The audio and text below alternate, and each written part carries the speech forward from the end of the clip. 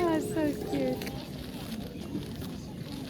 En môre indien jy vleis verloor het en dit is ingehandig vir die uithuisie knol, dit is asseblief af.